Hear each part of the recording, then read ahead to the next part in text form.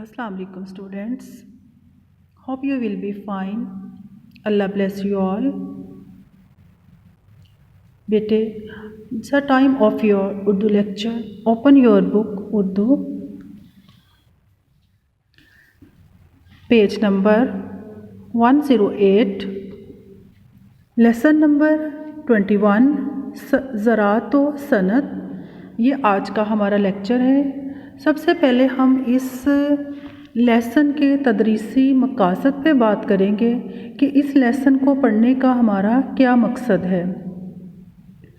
ज़रात क्या है और सनत क्या है. जैसा कि आपको पता है, ज़रात यानी कि काश्तकारी, खेती बाड़ी, ज़मीन पर ज़रई अजनास को उगाना, जैसे बीज, गंदम, मुख्तलिफ़ किस्म की सब्ज़ियाँ, फल, सारी चीज़ें जो ज़मीन पर उगाई जाती हैं वो ज़रात से ताल्लुक़ रखती हैं. सनत, कपड़े की सनत, चमड़े की सनत, जो भी हमारे पास इस्तेमाल के लिए चीज़ें आती हैं, हमारे घरों में इस्तेमाल होती हैं, वो हमारी सनत से ताल्लुक़ रखती हैं.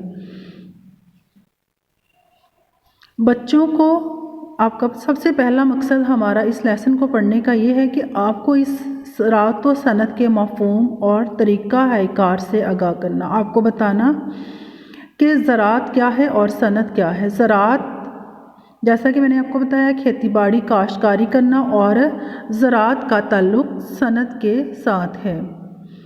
जैसा कि हम गन्ना बोते हैं तो उससे जो हमें गन्ना हासिल होता है, सनत में जाकर उससे चीनी बनती है. हम कपास यानी कि रुई काश्त करते हैं तो उससे कपड़े की सनत वजूद में आती है. इसी तरह बहुत सारी सनतों का ताल्लुक़ जो है वो ज़रात से है.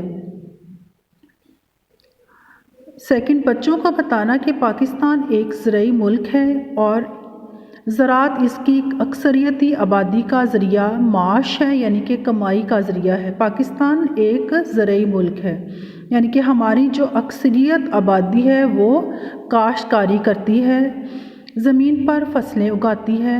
यानी कि हमारी आबादी का जो ज़रिया कमाई है, रोज़गार है, वो ज़रात से वाबस्ता है.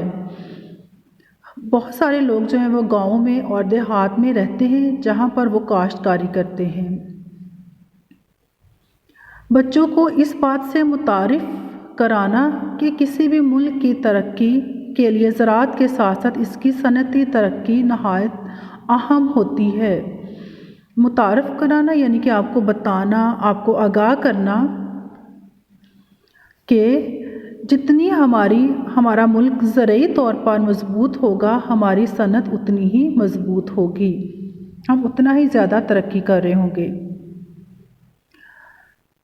बच्चों को ज़रात और सनत की अहमियत वाज़ह करना, यानी कि ज़रात और सनत क्या है इस बारे में आपको आगाह करना.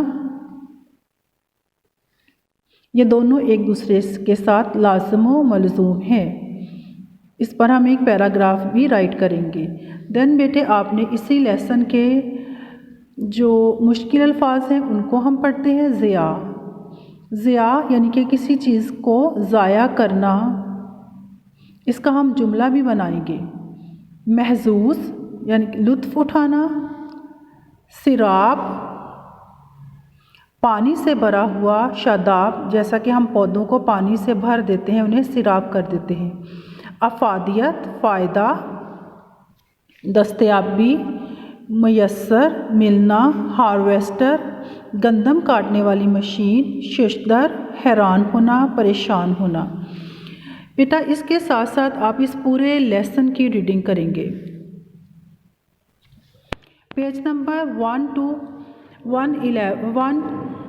108 से लेकर 111 तक आपने इसकी रीडिंग करनी है. अपनी मदर के पास बैठकर इसको मैक्सिमम 3 टाइम आप इस लेसन को पढ़ेंगे.